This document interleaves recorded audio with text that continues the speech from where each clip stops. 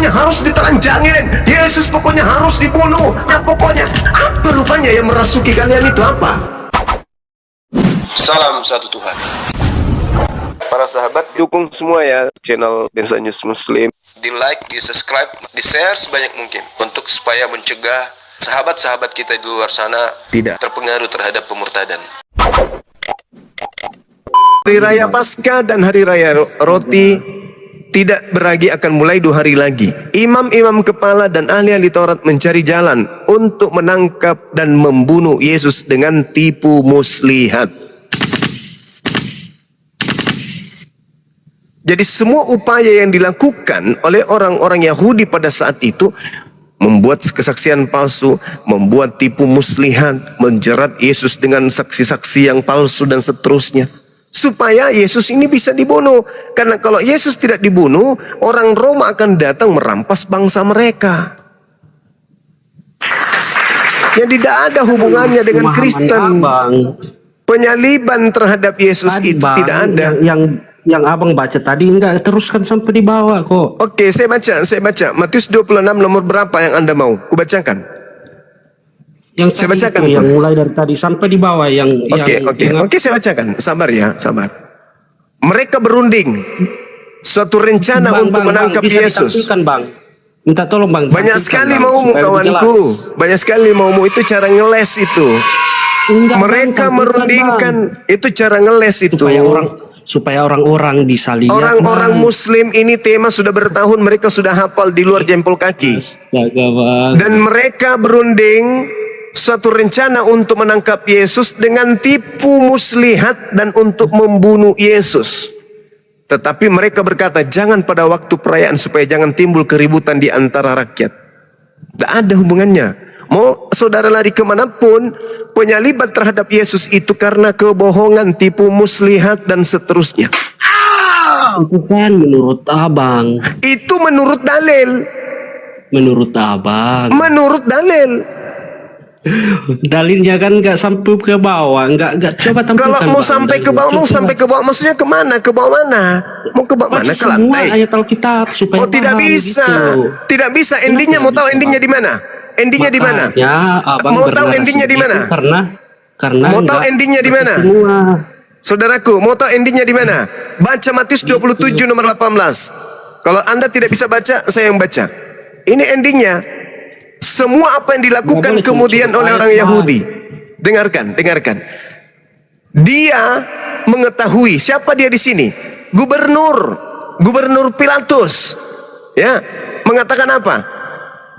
Gubernur Pilatus mengetahui bahwa mereka semua orang-orang Yahudi menyerahkan Yesus untuk digantung di pohon karena dengki. Mulai sampai baca semua, Bang, supaya ngerti. Kenapa baca semua? Untuk apa baca semua? Supaya ngerti. Lah, justru kalau dibaca semua itu akan menghilangkan poinnya. Yang jelas kemudian adalah Pilatus, Gubernur Pilatus mengetahui bahwa orang-orang yang menyerahkan Yesus untuk disalibkan itu bukan berdasar terhadap kesalahan Yesus, tapi karena dengki. Dalil kitabmu ini mau lari kemana? Dalil kitabmu ini kamu sembunyikan. Bukan Betul. kesalahan Yesus, betul. Ya, Bukan betul. kesalahan Yesus. Pertanyaan saya. Betul, Bang. Oke. Bukan kesalahan Berarti kesaksian-kesaksian palsu, Bukan kesalahan tipu muslihat, Yesus. dengki, Bukan kesalahan kerasukan Yesus, Bang. setan dan Tapi seterusnya. Oke, kesalahan setuju? umat manusia. Larinya ke umat manusia. Nenekmu kiper. Kau sudah fitnah Yesus, sekarang kau fitnah lagi manusia. Apa hubungannya dengan manusia? Bukankah pembunuhan terhadap Yesus itu penuh dengan tipu daya setan? Kenapa larinya ke dosa manusia? Apa hubungannya? Pembunuhan terhadap Yesus diselimuti oleh kedengkian orang-orang Yahudi. Sehingga mereka pembunuhan terhadap Yesus karena Yesus mengaku sebagai Tuhan, karena memang itu kan tadi Tuhan. sudah dibaca. Kamu tidak lihat itu kan Matius enggak 27. enggak semuanya, Bang. Matius Enggak semuanya. 27 nomor 18. Abang ini kok bernarasi begitu, Bang? Saya berdalil, Bung. Kamu menghayal, angan-angan kosong. Hanya gara-gara kamu kemudian ingin memperkokoh ajaran Romawi, penyembah dewa, kamu membohongi dirimu sendiri. Ini dalil dalam kitabmu ini. Semua orang-orang yang ada pada saat itu, ahli Taurat, mahkamah agama, imam kepala, orang Farisi, sini aku yang hadapi si Zuma Jupri, kau diam aja Jupri. berkumpul Zuma. membuat Mau apa? orang nggak Zuma? Aku tanya kau tanya aku. Berkumpul kemudian untuk melakukan siasat tipu muslihat agar Yesus itu bisa disalibkan. Setuju atau tidak? Setuju atau tidak, Bung? Bahwa Yesus disalibkan karena dengki. Orang-orang Yahudi dengki. Betul atau tidak? Kau baca itu Yohanes 8 ayat 57 sampai 59. Nggak nyambung bahasa Indonesia ya. Mundur. Jangan Mundur. ke Yohanes 8. Loh. Jangan di situ. Mundur di data nomor 40-nya atau 38 sampai ke nomor yang Anda bacakan itu. Baru bisa paham. Sekarang pertanyaan saya. Penyaliban terhadap Yesus itu karena tipu muslihat propaganda setan atau Tuhan yang mau? Jawab. Propaganda setan siapa? Setan Muhammad atau siapa? Kenapa larinya ke Nabi Muhammad, Mung? Loh, kita kan Monyet. Kau kalau agamamu sudah ketahuan agama setan, jangan kau bawa-bawa Nabi Muhammad. Nabi Muhammad datang mengajarkan orang suci yang datang di tengah-tengah Bani Israel itu, jangankan dibunuh, disentuh pun tidak. Kau jangan datang sini kesurupan. Jangan sampai mulutmu robek. Bawa otakmu ke sini, jangan kau bawa emosimu. Pertanyaan. Jangan kau bawa emosimu kalau kau naik ke sini. Kau bawa otak, bawa akalmu. Jangan kau kayak babi. Jangan mentang-mentang kau makan babi, tidur sama anjing. Tabiatmu kau bawa-bawa. Jangan. Ini forum Islam ini, komal Islam ini. Jangan kau bawa tabiat-tabiat penjajah Belandamu itu ke sini. Nah, santai kita ya. Nah, sekarang pertanyaannya, pembunuhan terhadap Yesus yang diselimuti oleh kedengkian, yang merupakan propaganda setan itu, di mana unsur kebenarannya untuk nebus dosa? Coba.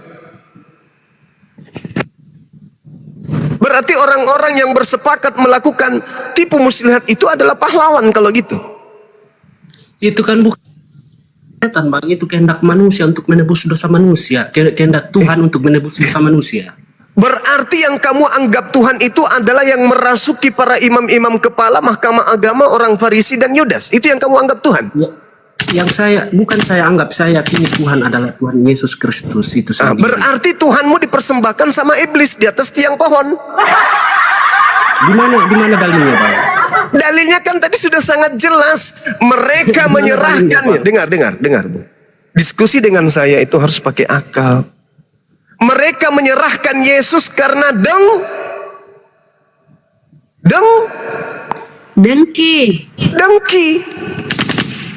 Dengki itu sifat setan atau sifat manusia? Sifat baik atau sifat buruk? Orang dengki itu karena bisikan setan atau bisikan malaikat? Setan. Berarti yang mendasari penyaliban Yesus itu adalah setan. Berarti setan menghadiahkan Yesus untuk orang Kristen. Kita turun aja, Bang. Nggak bisa. Kenapa, bisa, Bang? ya? Sadar ya, Bang ya. Sadar. Semoga Tuhan Yesus menyertai. Tuhan yang dipersembahkan sama iblis di atas pohon itu kau bilang. Coba Anda baca Matius 27:18. Yesus mereka serahkan. Yesus mereka serahkan karena mereka dengki. Coba. Bukan mereka menyerahkan Yesus karena iman.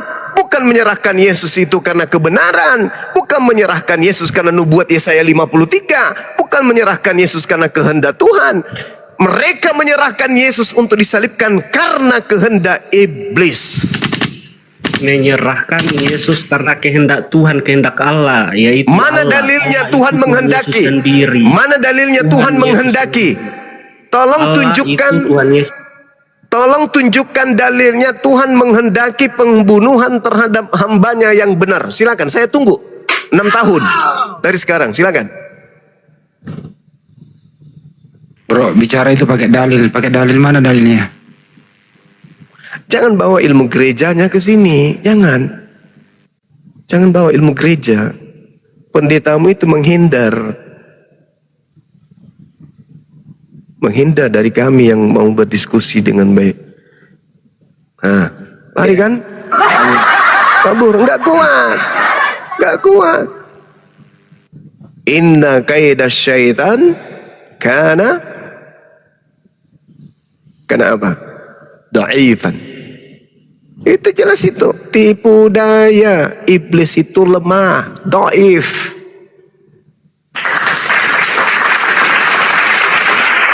Yang membuatnya kuat itu adalah kalian yang akal-akalan. Kuat bisikan iblis itu, kuat penyesatan iblis itu disebabkan karena kalian sebagai apa? Pasukan-pasukannya, prajurit-prajuritnya yang menjadi pion-pion garda terdepan memperkuat cara-cara setan menyesatkan umat manusia. Begitu anak Anda lahir, Anda ajak lagi melakukan hal yang sama. Cucu Anda lahir, Anda ajak lagi melakukan hal yang sama. Jadi kalian itu adalah penolong setan. Wa kanal kafiru ala rabbihi zahira. Dan adalah orang-orang kafir itu penolong-penolong setan di dalam durhaka kepada Tuhan yang Maha Esa. Ini buktinya. Yang merasuki imam kepala sehingga mereka membuat tipu muslihat siapa? Iblis. Yang merasuki kemudian imam-imam kepala agar supaya mereka melakukan kesaksian-kesaksian palsu untuk membunuh Yesus itu siapa? Iblis. Yang merasuki Yudas agar supaya dia berkhianat kepada Yesus dan agar Yesus ditangkap dan dia disalibkan itu siapa? Bintang Timur. Iblis.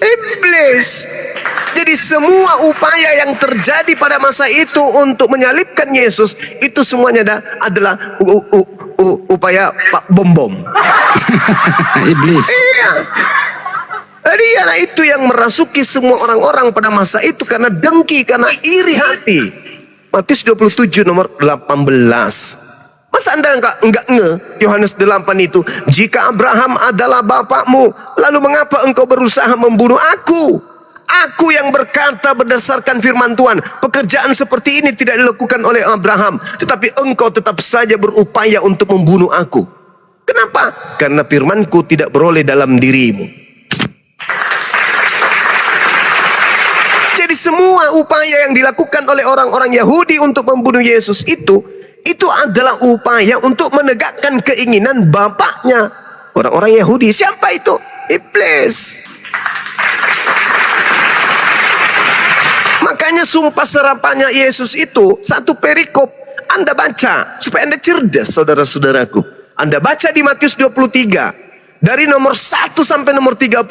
Itu sumpah serapah Yesus kepada orang-orang yang melakukan penyaliban terhadap orang-orang yang benar, terhadap para nabi dan bahkan keturunannya. Yesus sebut sebagai keturunan ular beludak yang tidak akan pernah bisa lolos dari api neraka. Coba Anda baca tuh Matius 23 tuh. Anda baca baik-baik di data nomor 34-nya. Bagaimana mungkin engkau akan meloloskan dirimu dari api neraka? Enggak mungkin. Makanya di data nomor 15-nya, celakalah engkau wahai ahli Taurat, celakalah engkau wahai orang Farisi, celakalah engkau wahai orang munafik, engkau menjelajahi daratan, menyeberangi lautan untuk mentobatkan orang menjadi pengikutmu, dan setelah menjadi pengikutmu, kau jadikan dia menjadi orang neraka dan 2 kali lebih jahat daripada engkau sendiri. Kenapa? Kamu yang menyalibkan sudah terkutuk, datang mereka mengimani penyaliban itu sebagai simbol keselamatan. Itu tandanya bahwa mereka 2 kali lebih jahat daripada engkau. Yesus mengutuk penyaliban itu, bro. Yesus mengutuk penyaliban itu adalah sebuah kutukan yang sangat dahsyat bagi Yesus. Bahkan Paulus pun mengatakan di dalam kitab saudara, apa yang dikatakan di sana? Di 1 Yohanes 12 nomor 3, apa yang Korintus 12 nomor 3. Tidak ada orang yang mampu mulutnya berkata bahwa terkutuklah Yesus oleh karena bimbingan Roh Tuhan. Tak ada. Nah kalian semuanya ngamuk, marah, mau mati kalau dikatakan Yesus itu tidak terkutuk. Bikin kali Yesus itu terkutuk. Apa yang merasuki kalian kira-kira? Yang merasuki kalian sehingga kalian ingin kali Yesus itu terkutuk itu apa? Iblis.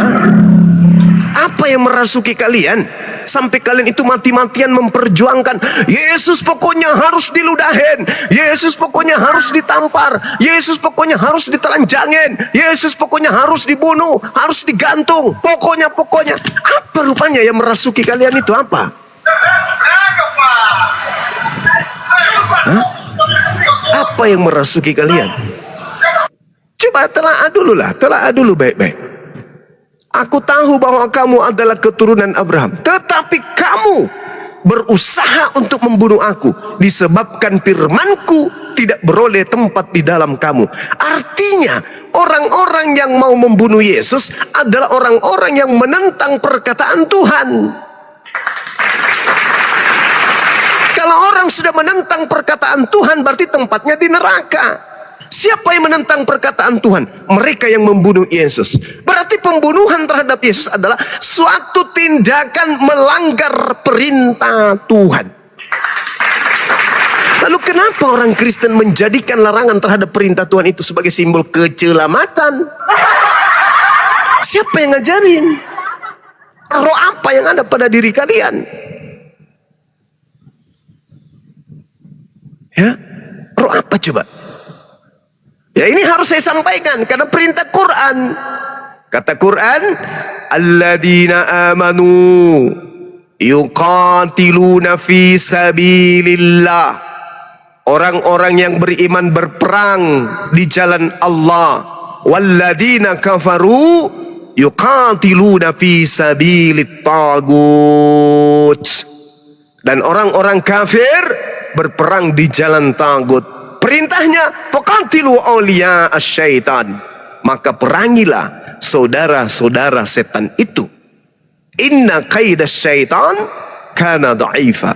Karena sesungguhnya tipu daya iblis itu lemah. Gak kuat kan? Lebih baik aku turun daripada iblisku keluar dari diriku. Kalau iblisku keluar, aku bisa jadi mu'alaf. Kalau aku mu'alaf, capek aku sholat. Lebih baik aku kabur.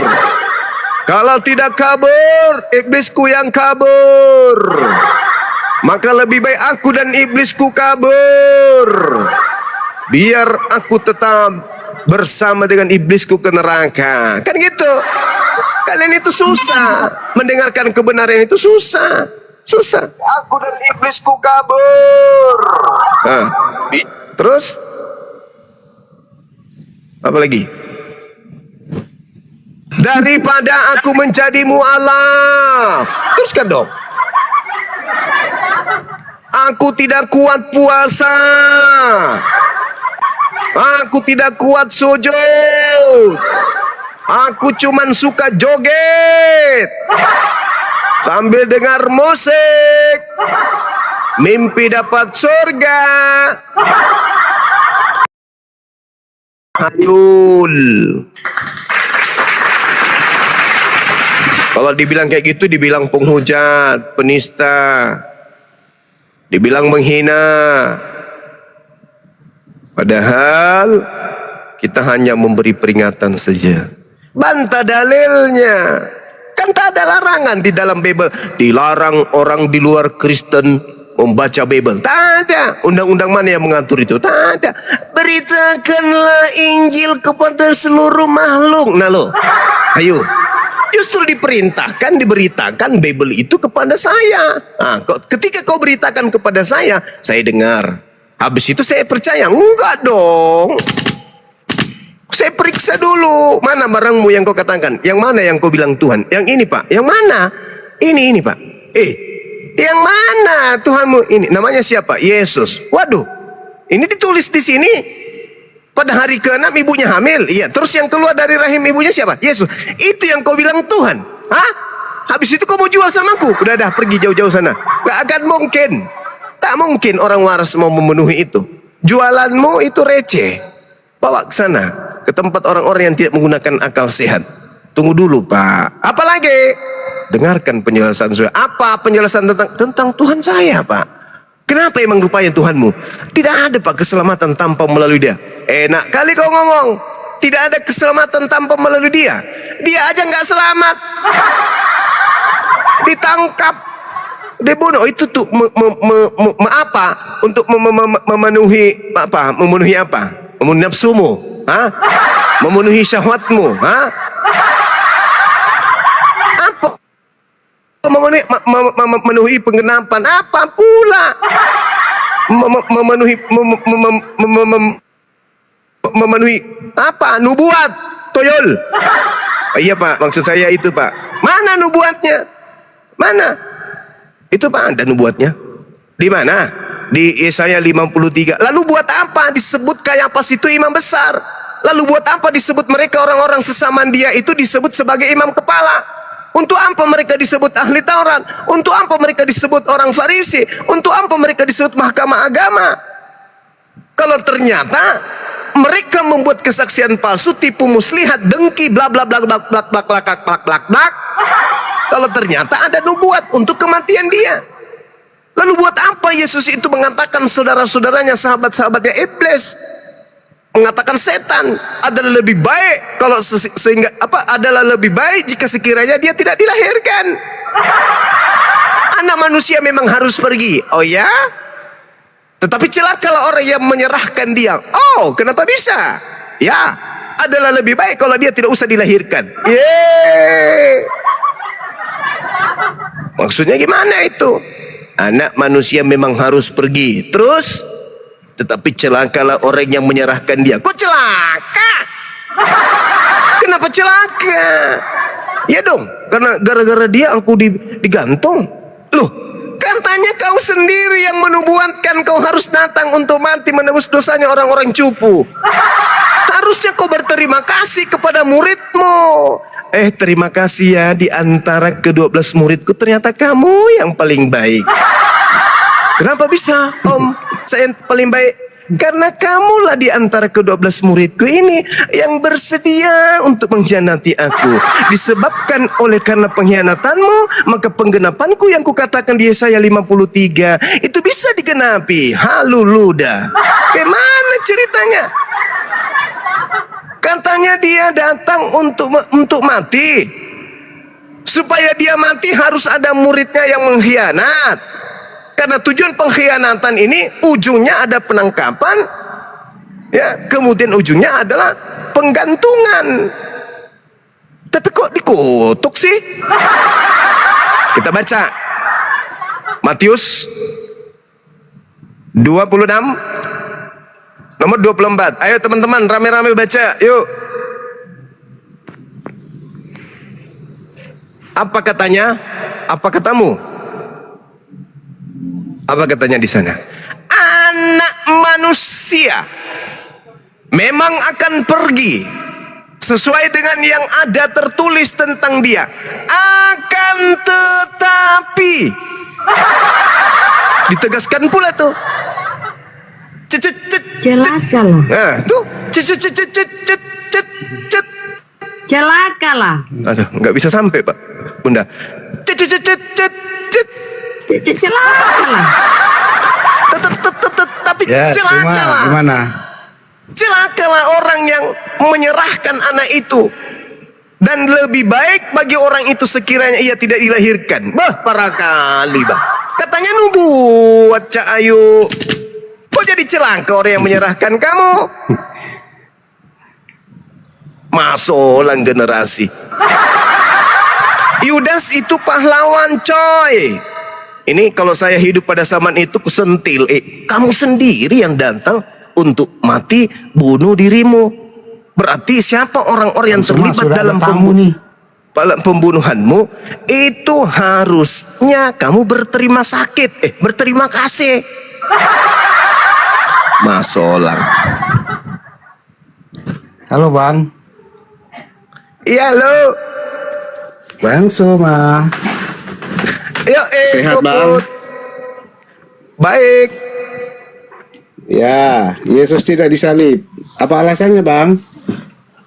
Alasannya Yesus tidak disalib.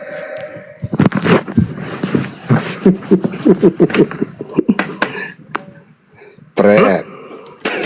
Alasannya Yesus tidak disalib apa? Karena Tuhan melarang membunuh orang yang tidak bersalah. Ya, di mana itu tertulis? Keluaran 23 nomor 7. Nah, coba baca. Jangan kau membunuh Yesus yang tidak bersalah. Dan Tidak jangan kau ada membunuh seperti Yesus itu di orang yang Keluaran. benar. Hah? Jangan kau menipu. Kenapa Islam bisa? kalau tidak menipu bukan Islam. Kenapa kalau tidak bisa? menipu tidak. Kenapa bukan bisa kau Islam katakan namanya. saya menipu? Kenapa bisa? Kenapa? Iya. Apa alasannya? Baca baik-baik Keluaran itu. Coba. Saya sudah baca. Keluaran 23 nomor 7. Mana? Jangan kau membunuh Yesus. Di mana ada Yesus itu? Loh, Lukas 24 Apa nomor kitab Bahlul? 44. Lukas Ya, kitab 24 Bahlul nomor yang 44. enggak. Yesus mengatakan bahwa dialah yang ditulis di dalam Taurat Nabi Musa. Di mana? Lukas 24 nomor 44. Baca Lukas 24 Apa nomor itu? 44. Apa itu dari tadi bertanya aja terus kerjamu, Bung. Kamu yang Kristen atau Iya, saya Anda sih? cuma ngomong Lukas. Ya daripada Lukas Anda itu nggak tahu sama bawa sekali, mending saya. isinya. Yesus berkata kepada mereka, inilah perkataanku yang telah kukatakan kepadamu ketika aku masih bersama-sama dengan kamu, yakni bahwa harus digenapi semua yang tertulis tentang aku dalam kitab Taurat Musa. Apa Ayo. itu maksudnya? Semua yang tertulis tentang Yesus di dalam kitab Taurat Musa harus tergenapi. Kata Yesus. Artinya apa? Artinya ketika dalam Taurat Musa, jangan kau membunuh orang yang benar, jangan kau membunuh orang yang tidak bersalah, maka tidak boleh membunuh Yesus. Congor lagi. Islam kalau tidak menipu bukan Islam namanya, Bang. Coba baca Kasihan kalian ulangan dari 27 coba. Berani enggak kau baca? Oke. Lukas 23 nomor 7 baca Tunggu. coba. Berani enggak? Boleh. Ya, silakan, Siapa silakan. takut? Silakan. Oke. Ulangan ya. Ulangan berapa? Keluaran 23 nomor 7. Oke, Keluaran. Ayo keluar. 23 ayat Baca. 7. Ya. Oke. Haruslah kau jauhkan darimu dari perkara dusta, orang yang tidak bersalah dan orang yang tidak benar, dan orang benar tidak boleh kau bunuh. Sebab aku tidak akan membenarkan orang yang bersalah. Jedar. Apa hubungannya dengan Yesus? Yesus mengatakan apa dalam hubungannya Lukas dengan Yesus? Yesus mengatakan dalam Lukas 24 nomor 4 harus tergenapi tentang aku di dalam kitab Taurat Nabi Musa. Keluaran ini Taurat Musa atau bukan? Iya, Taurat Musa. Oke. Kalau kamu sudah tahu ini Taurat Musa, menurut Taurat Musa, Tuhan tidak membenarkan pembunuhan terhadap orang yang benar. Betul? Betul sekali, betul. Yesus orang benar atau orang salah? Pastilah orang benar. Kalau orang benar boleh dibunuh atau tidak? Ya, dia dibunuh karena mulai dia kaku mulutmu. Mulai kaku. Mulai gemetaran mulutmu Kesurupan, mulai kesurupan. kaku. Mulai kaku Bagaimana? mulutmu kaku Dalilnya kan? ada. Dalilnya ada, Filipi. Dalilnya ada. Yesus mati untuk menggantikan kita. Kejang-kejang kau, Pret. Dengarkan saya. Menurut Yesus dalam Lukas 24 yang harus tergenapi di Taurat atau di Filipi? Jawab. 1, 2, 3. Jawab. Di Taurat atau yang di Filipi? Hoi. Hoi. Kaku mulutnya. Kaku mulutmu kan? Inna qaida syaitani kana dhaif.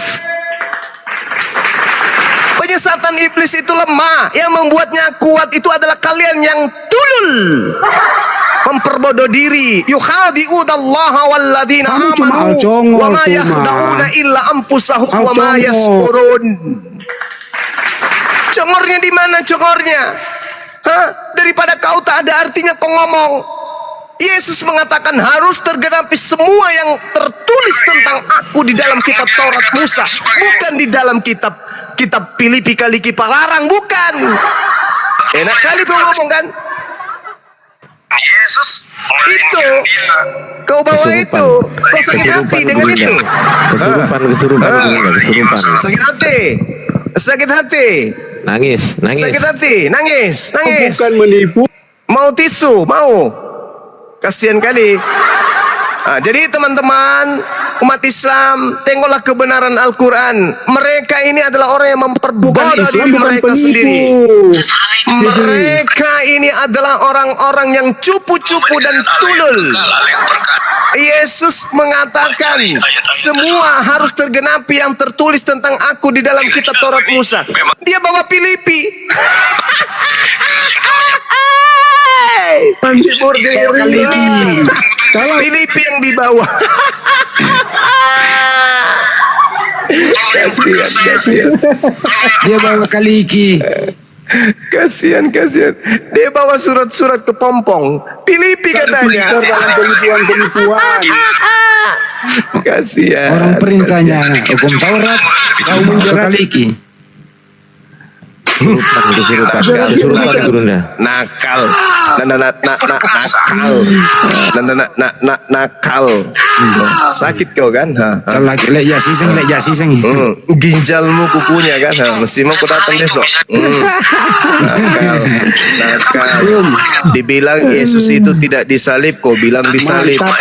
Pingin kali kau itu apa? Pingin kali kau itu menjadi abdi setan, abdi iblis. Abdi iblis itu mau supaya Yesus itu disalibkan. Itulah kau.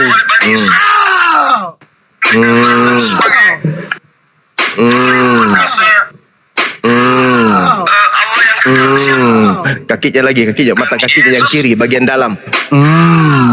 Dia yang bagian dalam sekali lagi. Pahanya. Pahanya. Lehernya dong. Lehernya. Sentil telinganya. Giginya di depan. Giginya masih nongol tuh. Giginya. Mau kau datang besok. Andre Labaga. Orang Yesus menunjuk ke keluaran. Dia bawa ke Kaliki. Dasar tuyul tompel. Makanya kau itu kawan, sudah dikatakan oleh kitab suci saya, kau itu berteman dengan setan. Setan yang kau bantu itu. Setan yang merasuki imam kepala, merasuki mahkamah agama, merasuki orang Farisi sehingga mereka dengki. Mereka bikin tipu muslihat. Setan yang merasuki Yudas juga. Jadi penyaliban itu adalah rekayasa iblis, hadiah dari Yesus tidak iblis untuk kalian. Ada dalilnya, Makanya di dalam Matius 12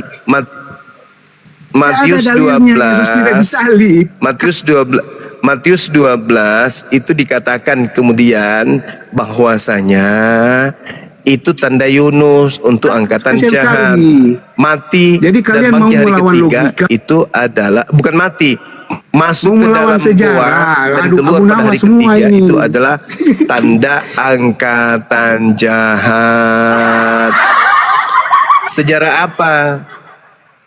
Kami kebangkitan Sejarah menurut apa? Kristen. Sejarah dari Bibelmu sendiri. Yesus Karangan orang-orang yang hidup pada abad keempat, abad kelima gitu.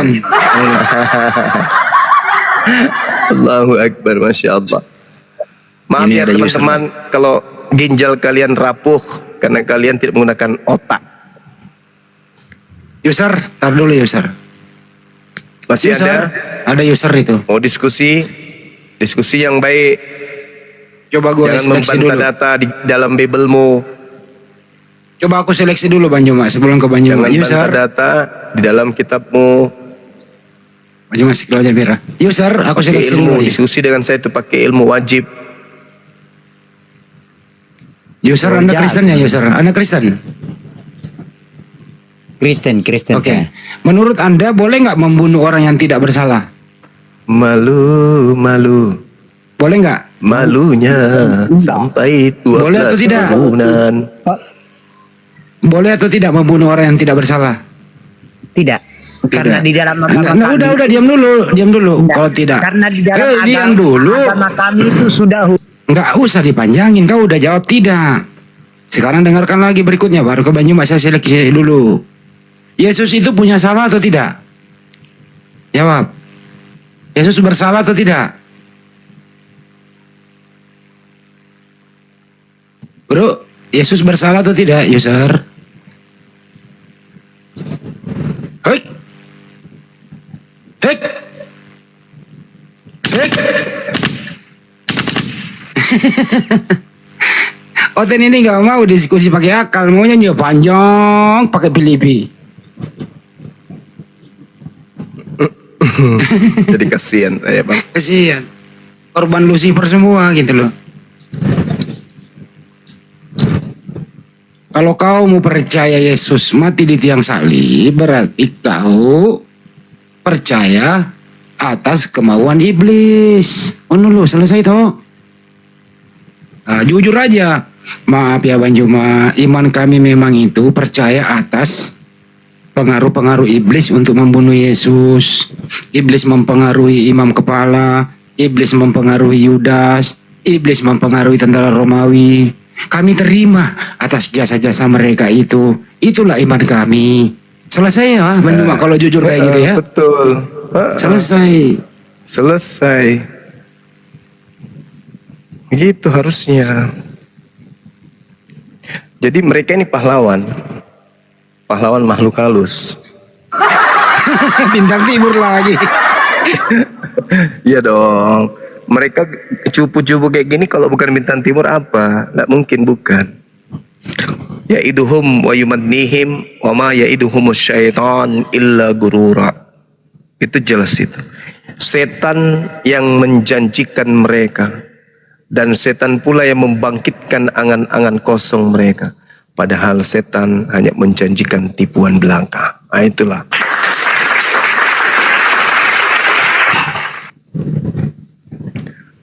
Sebenarnya kalau jujur diskusi cepat kalau dia akui gitu loh. Tapi persoalannya di sisi lain dia nggak suka pembunuhan. Di sisi lain dia mengimani pembunuhan itu. Ini yang merusak akal Bang Juma. Sekali lagi saya ulang ya. Di sisi lain dia tidak suka ada pembunuhan. Apalagi membunuh orang yang tidak bersalah. Tapi dia imani gitu loh. Tidak suka tapi diimani. Apa nih yang kira-kira terjadi nih kalau begini? Berarti munafik. Bukan Itu namanya menaruh. munafik. Hah? Kalau jujur syahadat sekarang. Iya betul. Wa iya Kalau ta'una syahadat- illa syaitan marida. Kalau syahadat siapa yang diskusi sama Gurunda? Syahadat semua. Iya, sisain dikit lah. Sisain dikit lah ya. Bro Yusar jujur ya, Bro Yusar jujur aja, nggak apa-apa. Jujur akui, Banyuma mohon maaf, memang iman kami berdiri di atas asas jasa-jasa iblis. Karena kalau tidak ada iblis yang mempengaruhi mereka, tidak ada pembunuhan di tiang salib. Kalau tidak ada pembunuhan di tiang salib, tidak ada Kristen. Kalau tidak ada pembunuhan di tiang salib, tidak ada Tuhanku. Kalau tidak ada pembunuhan di tiang salib, tidak ada penembusan dosa. Itulah jasa-jasa iblis yang saya imani. Clear kan? Ayo Pak Yusar, ulangi. Silakan. Ayo Coba Yusar. Coba ya teman-teman. Kita lihat dalam konsep imannya umat Islam ya. Al-Quran menerangkan Bismillahirrahmanirrahim dengan menyebut nama Allah yang maha pengasih lagi maha penyayang. Qul huwallahu ahad. Katakanlah dialah Allah yang maha esa. Allahus samad. Allah tempat meminta segala sesuatu. Lam yalid wa lam yulad. Allah tidak beranak dan tidak pula diperanakkan. Walam yakul lahu kufuwan ahad. Dan tidak ada satupun yang setara dengan dia. Nah sekarang kalau dikatakan kami menyembah kepada hakikat yang kami sebut dengan sebutan Allah. Kalau dikatakan yang kami sembah ini seperti yang kalian pikirkan, Tuhan kami tidak setara dengan apapun. Kalau iblis itu masih setara dengan makhluk roh yang lain. Ada yang disebut jin, ada yang disebut malaikat. Mereka setara, sama-sama makhluk roh, sama-sama makhluk gaib. Tuhan kami enggak ada yang setara dengannya. Itulah yang kami sembah. Wujud ada, tapi kami tak mampu untuk melihatnya.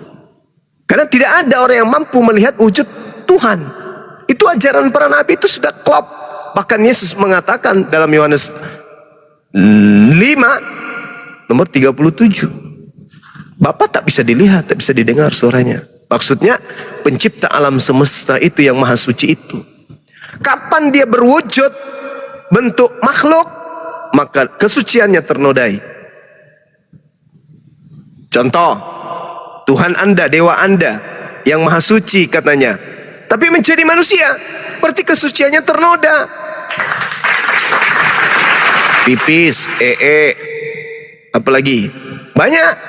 Jadi manusia, jadi daging, berarti dia ternodai, najis dia. Najis, gugur ketuhanan di situ. Kalau dikatakan Tuhan itu maha tinggi, turun ke bumi berarti dia rendah, gugur. Dikatakan Tuhan itu maha kuasa, turun ke bumi dia tidak dapat berbuat apa-apa dari dirinya sendiri, gugur lagi. Apalagi maha pencipta, dia di makhluk, dia diciptakan, gugur lagi. Sedangkan umat Islam menyembah kepada hakikat lam yakul lahu kufuwan ahad. Tidak ada satu apapun yang setara dengan dia. Berarti umat Islam ini mau dikatakan menyembah batu, gak mungkin. Batu setara dengan batu. Batu yang ada di Makassar setara dengan batu yang ada di Jakarta. Sementara yang kami sembah tidak setara dengan apapun. Mau dikatakan menyembah iblis, tak mungkin. Iblis setara dengan makhluk roh yang lain. Sementara sembahan umat Islam itu Khalik, pencipta, yang menciptakan makhluk. Nah, sedangkan di luar daripada sang Khalik semuanya makhluk apapun itu. Nah, sementara umat Islam menyembah Khalik, menyembah yang menciptakan segala sesuatu itu.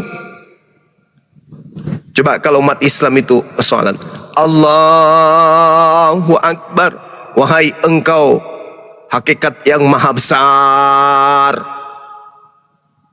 Tak ada lagi yang lebih besar dari dirinya. Siapakah dia? Pencipta alam semesta ini. Sementara kalau kalian ibadah, apa tuh? Bapak, roh katanya. Nah, roh itu setara dengan iblis. Nggak percaya? Baca dalam Lukas 24 nomor 37. Murid-muridnya kaget dan ketakutan sebab mengira melihat hantu. Yohanes 4 nomor 24, Theos itu adalah hantu. Karena kata dasarnya, kata aslinya di situ original teksnya pneuma. Lukas 24 nomor 37 pneuma, hantu. Theos adalah pneuma, berarti Theos adalah hantu. Sementara Tuhan tidak setara dengan apapun. Yeremia 10 nomor 6, 2 Samuel 7, 22. Tuhan itu maha besar, maha tinggi, tidak sama seperti apapun. Tidak ada yang sama seperti dirinya. Hendak dengan siapa engkau mempersamakan aku sehingga aku sama? Tak ada, akulah Tuhan, tak ada di luarku. Tak ada yang lain selain daripada aku. Nah, itulah yang kami sembah. Itulah yang umat Islam sembah. Tak bisa dilihat, memang gak bisa dilihat. Memang gak bisa dilihat. Tetapi Tuhan yang kami sembah itu meliputi segala aspek yang ada, baik di langit maupun di bumi. Kenapa? Karena Tuhan kami maha melihat. Dia tidak perlu bergerak ke sana untuk melihat apa yang ada di sana. Dia maha mendengar. Dia tidak perlu datang ke sana untuk mendengar bisikan-bisikan yang ada di sana. Yang datang itu adalah yang maha lemah.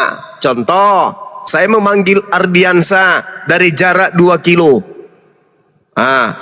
Tahu nggak Adinda Ardiansa apa aku ngomong? Nggak tahu, tapi dia lihat saya. Oh, ini siapa ya di sana ya? Datanglah mendekat. Kenapa demikian? Karena tidak maha melihat. Kenapa dia harus datang mendekat? Karena dia tidak maha mendengar. Itulah yang disifati Tuhan-Tuhanan agama di luar agama Islam. Maka dia perlu datang menjadi bayi. Iya. Ada apa ini? Oh, dia datang bertumbuh di hadapan Tuhan menjadi besar. Untuk apa? Untuk berpuasa 40 hari. Terus setelah berpuasa 40 hari untuk lapar. Yeay! Tuyul. Tuhan itu tidak begitu. Jadi Tuhan itu tidak perlu datang. Kenapa? Karena Tuhan itu meliputi segala aspek. Bahkan dia lebih dekat daripada urat leher. Di dalam Al-Quran surah Fussilat ayat 53 itu jelas sekali itu dikatakan di sana. Tuhan itu memberikan tanda-tanda. Bahkan di dalam tubuhmu aku berikan tanda keberadaanku. Dalam jiwamu aku perlihatkan adanya aku. Tapi itu hanya sampai kepada orang yang berakal.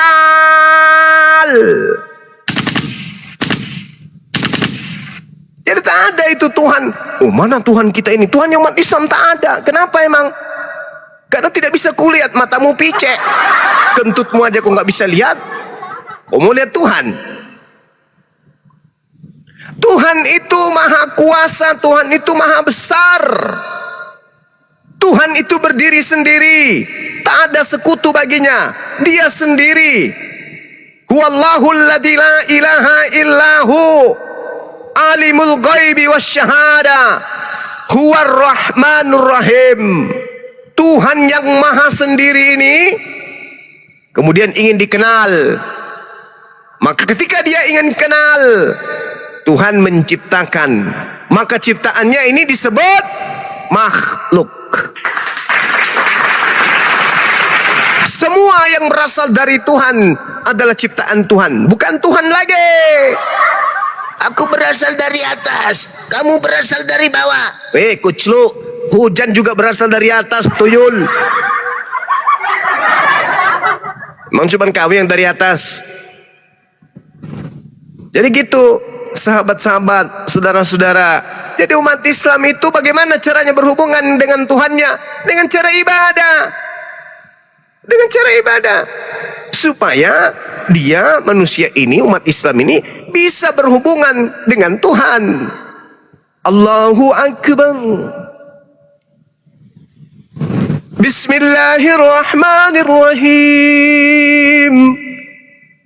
Alhamdulillahi Rabbil Alamin. Ar-Rahmanir Rahim. Maliki Yaumiddin. Iyyaka na'budu wa iyyaka nasta'in. Ihdinas siratal mustaqim. صراط الذين أنعمت عليهم غير المغضوب عليهم ولا الضالين.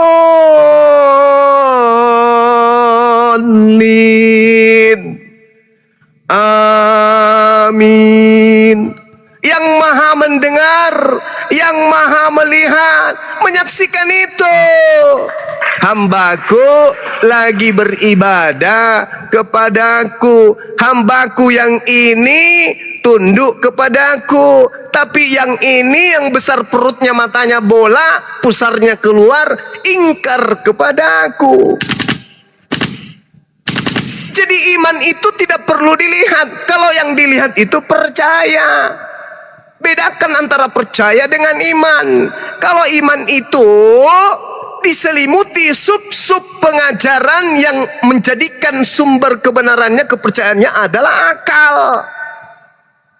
Jadi kepercayaan yang berdasarkan akal dan pewahyuan, itulah yang disebut iman. Kalau cuma modal percaya, mau masuk akal atau tidak masuk akal, bahkan yang akal-akalan dipercayai saja, itu bukan iman. Belum sampai kepada level iman itu. Itu baru sampai kepada aliran kepercayaan. Yang dikatakan percaya, Bang Suma pegang pulpen, Dinda Ardiansa, iya bang, ini apa? Pulpen. Kumasukkan pulpen ini masuk ke kantong, prat, disaksikan oleh Dinda Ardiansa. Lalu kutanya, apa yang ada di dalam kantongku? Pulpen bang. Kamu percaya? Percaya. Kenapa kamu percaya? Karena aku lihat. Boleh tidak saya katakan, apakah kamu beriman kepada pulpen yang ada di dalam kantongku? Gak bisa, karena level iman itu tidak kayak begitu. Iman itu beda dengan percaya. Percaya itu yang Anda alami, yang saudara-saudara alami. Tapi yang dikatakan iman itu jauh lebih tinggi di atas tataran daripada kepercayaan atau keyakinan. Makanya kata iman itu cuma ada di Islam. Ya ayyuhalladzina amanu. Jadi orang beriman itu hanya ada di Islam. Tidak ada di luar. Mereka menggunakan kata iman.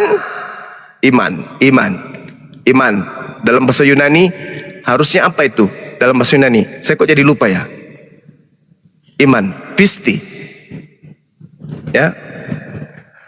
Itu tidak ada dalam agama lain. Kata iman itu sumbernya hanya di Al-Quran. Pulpen saya simpan di kantong. Dinda Ardiansa, kau beriman kepada pulpen yang ada dalam kantong? Enggak. Kamu percaya kalau ada pulpen di dalam kantongku? Kamu beriman kalau ada pulpen dalam kantongku? Beda.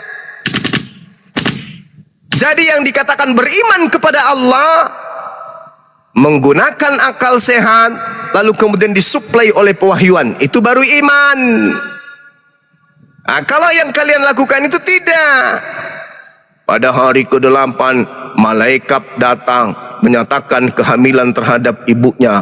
Lalu kemudian dikatakan, telah lahir Tuhan di kota Daud. Wah, parah kali lah. Dari situ aja kalau dipercayai rusak otak. Tuhan kok lahir? Dari situ aja rusak.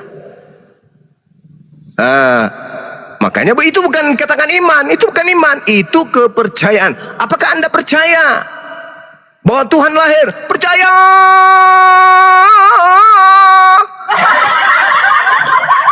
Tapi kepercayaan Anda nggak bisa disebut iman. Kenapa? Karena tidak memenuhi syarat. Apa syaratnya? Akal dan wahyu. Apa itu? Insting, ilham dari langit. Baru kalau tepat antara akal dan juga pewahyuan, barulah disebut tataran iman. Dan kata Tuhan lahir dekat kota Daud, itu bukan iman, cupu, itu percaya, bukan iman itu. Jadi hati-hati menggunakan kata iman. Dalam agama kalian itu pisti ya, kalau dalam maksudnya nih ya, itu tidak ada itu kata iman, itu nggak ada. Yang ada cuman percaya saja. Tentang penyaliban, percaya saja. Percaya saja. Percaya. Tak ada iman di situ. Tak ada iman. Ya, saya kira begitu ya teman-teman, karena tadi teman kita pergi dengan luka yang menganga. Mudah-mudahan dia bisa menemukan klinik atau menemukan rumah sakit atau tabib atau dukun untuk mengobati lukanya tadi, bahwa penyaliban itu adalah pemberian dari hal yang diberikan oleh hal yang gaib kepada mereka yang tidak beriman kepada Tuhan dan tidak beriman kepada para nabi. Mereka hanya sampai kepada tataran aliran kepercayaan. Nah itu. Sekira begitu sebagai pengantar sebelum kita masuk ke dalam intinya. Silakan saya kembalikan kepada panitia.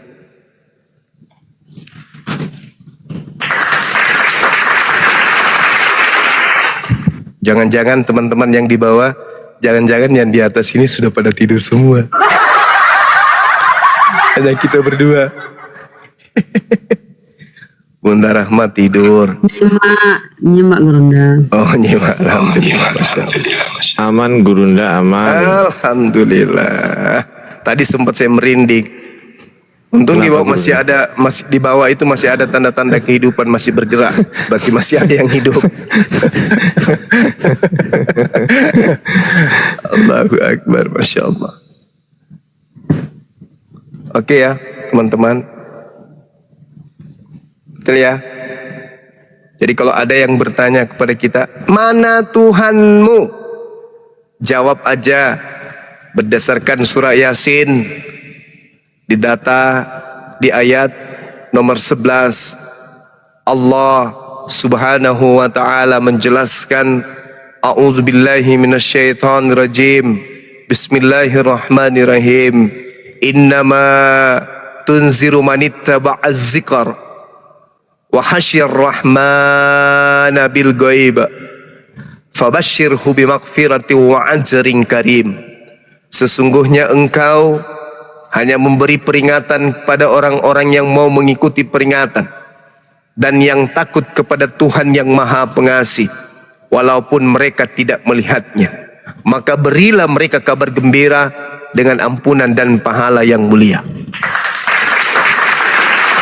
Jadi kita hanya diberi tugas untuk memberi peringatan, kabar gembira kepada orang-orang yang takut kepada Allah, meskipun Allah tak nampak oleh biji mata kita. Lalu kemudian dalil yang kedua dalam Al-Quran surah Al-Mulk ayat 10. A'udzubillahi minasyaitonirrajim. Bismillahirrahmanirrahim. Wa qalu law kunna nasma'u aw naqilu ma kunna fi ashabis sa'ir. Dan mereka berkata, sekiranya dulu kami mendengarkan Bang Suma, kami mendengarkan di Ardi, kami mendengarkan Bunda Rahma, kami mendengarkan kemudian Yonatan Nandar, kami mendengarkan Bang Handi, atau memikirkan pernyataan-pernyataan yang disampaikan oleh para apologet Islam, maka tentulah kami orang-orang kafir ini tidak termasuk penghuni neraka yang menyala-nyala seperti yang kami alami saat sekarang. Ini kata Allah. Jadi orang-orang kafir di dalam neraka kelak akan menyesal sekiranya dulu ketika hidup di dunia bertemu dengan umat Islam, bertemu dengan para apologet Islam, kenapanya dulu kemudian tidak aku mendengarkan peringatan itu. Sekarang saya berada pada kepungan api yang menyala-nyala. Fa'atarafu bizambihim fasuhqan li ashabis sa'ir. Mereka mengakui dosa mereka, tetapi jauhlah dari rahmat Allah bagi penghuni neraka yang menyala-nyala itu. Percumi, mustahile mati dalam keadaan kafir bisa selamat, meskipun kata Allah fa'atarafu bizambihim fasuhqan li ashabis sa'ir. Mereka kemudian mengakui dosa-dosa mereka, tetapi rahmatku sudah jauh dari mereka penghuni-penghuni neraka itu. Maka Allah mengatakan apa? Innalladzina yakhshawna rabbahum bil ghaib. Sesungguhnya orang-orang yang takut kepada Tuhannya yang tidak terlihat oleh mereka, lahum maghfiratu wa ajrun kabir.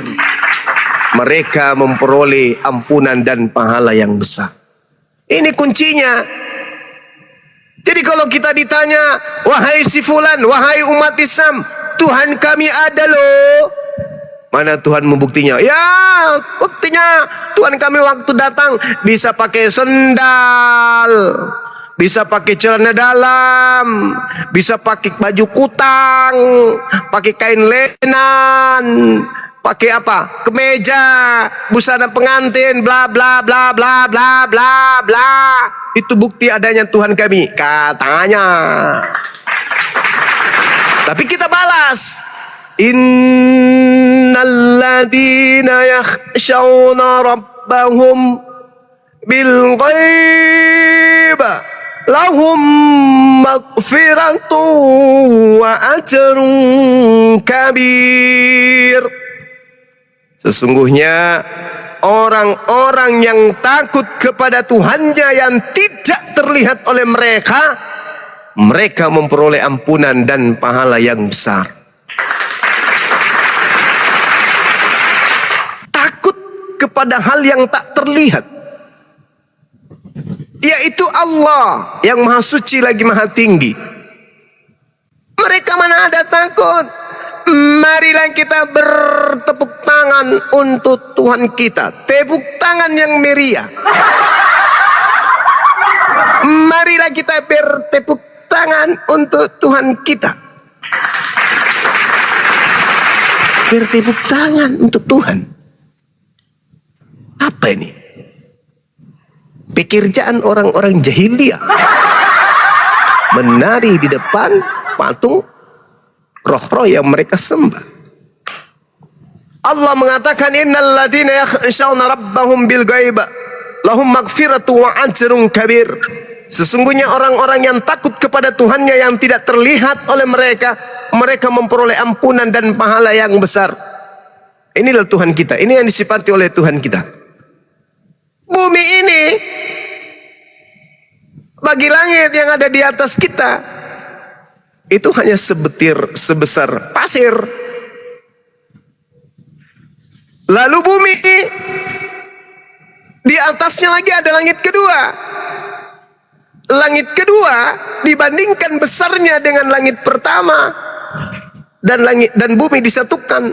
Bagi langit kedua memandangnya hanya seperti koin. Tuhan ada di atas, maha besar. Bagaimana mau turun jadi baik?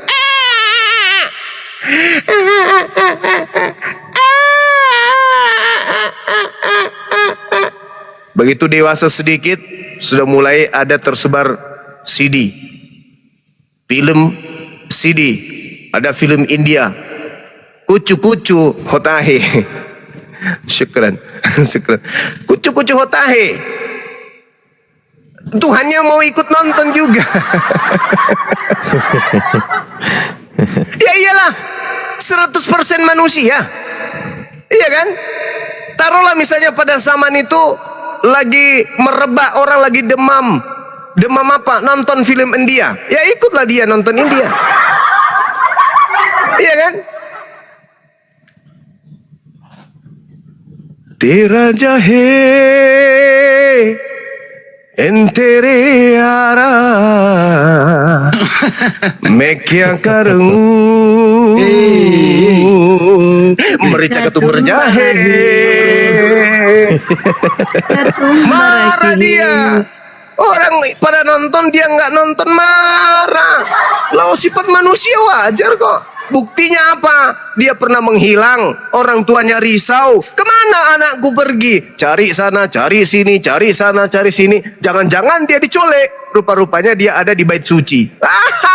Parah coy. Artinya kalau zaman itu sudah dikenal zaman layang-layang, ya si Tuhan kecil juga ikut main layang-layang lah pasti. Iya kan? Andai dulu sudah ada lagunya, pelangi-pelangi alangkah indahmu, ikut juga dia nyanyi lagu itu pasti. Ada lagunya itu. Apa? Bintang timur di langit yang timur. Iyalah, zaman kelereng masa itu namanya anak-anak ikut juga main kelereng. Inilah celakanya kalau mempertuhankan sesama makhluk, sesama manusia. Makanya di dalam 2 Yohanes 1 nomor 7 itu peringatan keras. Siapakah pembohong itu? Siapakah penipu itu? Siapakah antikristus itu? Siapakah dajjal itu?